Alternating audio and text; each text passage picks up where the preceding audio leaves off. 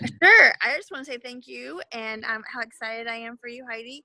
I've always known you were a national vice president and you attract national vice presidents, and the time is right for you now. So I'm super excited about the momentum you guys are in, everyone's promotions, qualifications, just everything that's happening. So we'll start with that. I just want to say thank you and I'm proud of you. So Thank you. and I want to introduce myself to a lot of your team who doesn't know who I am. I have been with Arbonne for 22 years, which is half of my life. I'm 44. I know it's crazy. All of my adult life, I've done this, and I know a Wow. lot of you guys are super young and starting off. Some of you are closer to my age, but it doesn't matter how old you are. It doesn't matter when you get started. All that matters is that you do, and you take away the option to quit. I have learned over my career that the only way to fail in Arbonne is to quit. So I always tell my team, run, walk, or crawl. Just don't quit, and you will thank yourself. So when I was first introduced to Arbonne, it was before social media. It was back when we had dial-up internet, if you remember that. It took forever to log on. I would turn in my orders to Arbonne with a fax machine. Remember those? Um, no cell phones, no texting. Um, I didn't have a system for success, which when I got in Arbonne, I was introduced to it through a sample pack. A girl came in my office, gave me a sample of the skincare. Melanie Barkley's her name. You guys will know her. Hopefully get to meet her. And Melanie had just been praying over her business, trying to get she calls it a God-inspired idea. And she prayed and she would think. She read this book by Norman Vincent Peale called The Power of Positive Thinking. And that book caused her to pray and think. And she got the idea to drive 2 hours from her home to my home, or to my town, and pass out samples of Arbonne skincare. And so when she gave me the sample, I was working as a receptionist for some doctors who just came in my office cold calling, gave me a sample pack, and she said, there's an amazing business attached to these products, and I think you'd be great at it. And I thought, well, two things were in my head. First thought was, what is it that she does that she gets to own her life? That she gets to be out and about in the middle of the day, no boss to tell her where to park her car, what time to show up, what time to go home, how long she has for lunch. And it seemed like the business didn't own her. You know, she was working at her pace, her schedule. She chose to come in my office. And then the other part of me was like, I don't know. Yeah, I'd probably be good at this, but this is beneath me. Like I don't do sales. And it's so funny, the way we think whenever we don't know. So luckily she got my phone number and she followed up. She gave me skincare and she followed up and followed up and followed up. And when I say follow up, she reconnected. I don't even like the word follow up, but we say it a lot in Arbonne. But she reconnected. And every time she'd say to me, Stacy, you owe it to yourself to try this. You got to hear about this business. I think you'd be great at it. And she was building my belief. So it took me a couple months before I finally signed up and thought, okay, I'm going to for sure get all these products at a discount and we'll just see how the business goes. And so I love getting things on sale. I love telling people about good deals. I can't even help myself. And so I started doing that. And after a few months, I promoted to district manager. And that's when I got manageritis. And manageritis can happen to managers. It can happen to VP-itis. It can happen whatever. But it's where you're like, I'm going to sit back and depend upon my team. Which that meant, the speed of the leader is the speed of the pack. So my team went from momentum to somewhat of a screeching halt. And I got stuck at district manager for 4 years. And when I say stuck, I mean, it was my choice. I wasn't working. I wasn't in activity. I worked at very, very, very, very part-time. One thing about Arbonne, you can work this business part-time, but you can't work this business sometimes. And I was kind of doing that a little bit too. I was inconsistent. So my checks would be anywhere from sometimes $200, sometimes $1,000, sometimes 600, sometimes back to 200. It just was inconsistent, and you can't you can't live on that, and you can't plan with that kind of a check. And that was my own fault because that's how my activity was. So after 4 years of that, again, no college degree. I got married during that time. I was it was a codependent marriage, and wasn't healthy at all. And my ex-husband, he didn't have a college degree either. We were scraping by every month. We always had more month than we had money. And then 9/11 happened. And when 9/11 happened, both of us were basically capsizing in our company. We were told to hold our paychecks. We were taking a mandatory pay cut. My Arbonne check was paying for groceries, was paying for gas. I mean, thank God for Arbonne. Even though at that time my check was a district manager paycheck, averaging about $600 a month. And then whenever 9/11 happened, shortly after, I got pregnant with my first son. And I remember thinking, oh my gosh, I have spent my entire life trading my time for money, working for somebody else's dream, and I haven't even lived yet. I haven't even, I mean, like, done what I'm supposed to do. Like, I knew there was more inside of me. And how many of you are watching this right now thinking, yeah, you know what? I know there's more inside of me. I know that I'm worth more. I know I deserve more. I know I'm capable of more. I want to give more. And you just feel like there's so much. There's my husband. Isn't he cute? He's so cute. Anyways, and that's not the same one I had. No, no. Arbonne, you grow. I'm always saying, Arbonne, if you're an Arbonne MVP, you either have a good husband, a nice husband, or you go get one. So anyways, a nice one when you don't have to depend upon a man and stay in something that you're miserable. It's that horrible. It's just true. Anyway, so Awesome. sorry, I just overshared there. And this is recorded. This is great. But it's true. So anyways, the worst thing, I'm going to tell you guys this. The worst thing you can do is become super successful in Arbonne, not take your husband on your personal growth journey with you, or perhaps he refuses to go.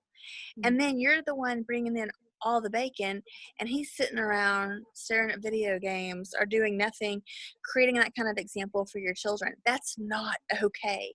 And so people say, I want to retire my husband. How about this? How about I want to help my husband live his dream? Whether he's got to be doing something, They can't just sit around and twiddle their thumbs, or they are miserable. We all got to be contributing somehow. So that's just a whole nother training right there. But anyway, so 9/11 happened, got pregnant with my first son, wanted this business, and I thought, okay, I got to get in front of people. And back then it was like, whatever I have to do. And I knew I had to be in front of 40 faces a month. And again, this was before Facebook and texting and social media, all of that. And so I just started doing get-togethers. I would meet people in coffee shops, or it's their offices, at elementary schools, around the cafeteria table after school, people's kitchens. I didn't care where, just wherever I could get in front of people, I started connecting and sharing people. I want a conference call. Sharing with people. It's okay. You're okay. You're okay. Sharing with people the gift of Arbonne, the Arbonne advantage, and the 3 ways to win. And then asking them, what they wanted from this. And I was really bold about talking about the business, because the majority of our country needs an extra $1,000 a month. The majority of Americans, and if you go global, even more. That extra $1,000 a month is life changing for families, and so we can easily do that in this business and then go up from there. And so I started being intentional about the business, getting in front of 40 faces. I was able to replace my corporate income. I was working in corporate America, like I said, for that company that was capsizing after the recession started, and replace that income. And then that year I just kept getting in front of people. I had a mission to tell the Arbonne story and to get in front of my 40 faces and to reach my goals every month. And my mentality was, if I don't do this, I'm gonna die. Like, I have to do this. And I was kind of fear based, but at the same time, it was determined. And so that year, my Arbonne check went from $600 a month to over $6,000 a month. And I promoted to regional vice president. It was funny. I was actually in qualification for regional vice president the month that I had my first son, Silas. He was born 9/11 of '02, and he was 2 weeks late. I was in the region qual, but it was great. It was awesome. I look back on it, and I was a mama on a mission, and I love it. And then the following year, I kept doing it. What I was doing, had a baby with me then, but kept doing it, and promoted to national vice president, where your checks are anywhere from low end, 14,000 a month on it from there. And you guys, I think my check that month was like 16,000 a month. It's never been less. And so in all these years, and he's about to be 17 in September.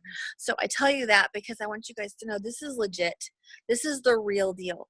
And not to put pressure on yourself to look at the numbers and the dollar signs. That's not what that's about. You love people, you serve people, you share the gift of Arbonne with people, you use these products, you have fun with it, you enjoy the journey. Oh, for the love. If there's anything I could help you guys do, it would be to get rid of the mentality of getting there, arriving to the destination. You'll get there. You'll get to national vice president. If you do the deal, it's not a matter of if, it's a matter of when. But what I want you to do is enjoy the journey along the way. If someone doesn't join your organization and you want them to, trust that they will later, or they're not meant to be. I always say, I pray the right people onto my team. I pray the wrong people off my team. I live really surrendered like that, and just trusting that everything's working out like it's supposed to. Sometimes it's not the timing that I want it to be. It's not as fast as I want, or maybe there's been times it's been coming in so fast I couldn't keep up. This business is cyclical. It comes like there'll be waves. Sometimes the waves of people are signing up and it's crazy, and sometimes the waves go out and you got to kind of go out into the ocean and drum up some business. Just stay the course, keep enjoying it, and overbook your calendars. Keep yourself in front of people. People will cancel, people will reschedule, people will blow you off. That's all part of it. And just know that every no you get is one no closer to a yes. And sometimes no means not yet. And so you just love people where they're at and really have fun with it. Really do. So do y'all have a question? Okay. So I'll tell you guys this. Promoted to national vice president, this business has continued to be a huge blessing in my life. I've gone through a lot of life. Our former president of Arbonne, Rita Davenport, used to say, do Arbonne so you can prepare for impact, because you don't know what life's going to throw you, whether it be someone in your family having health issues or unexpected medical bills or God forbid divorce, death, you name it. And I've experienced life. Went through divorce, lots of counseling for myself and the kids. It was hard. I was a single mom for 6 years. Just a lot of life. And custody battle, character defamation, just junk that nobody wants to go through. But this business was there for me. After my nephew, had a nephew that passed away of a heart defect when he was an infant, that about put me in the grave. And watching my sister go through that pain, this business was there. It paid my mortgage every month. I did stuff. I don't really remember that time because it was all a fog. I was so sad. I did something, but because it's residual business and because we attract amazing people, the checks kept coming. I was prepared for impact. And then I just relocated my kids here to Florida in December. And I spent a small fortune on attorney fees to get the custody agreement changed so that we could live in a peaceful place where they were happy. My kids weren't happy in Oklahoma. They were going through way too much. kids shouldn't have to go through. And my goal was to give them a beautiful home in a peaceful environment, and they are thriving here. Mm. Again, because of Arbonne. I didn't know this was going to be in my future. I would have never in a million years thought I would have walked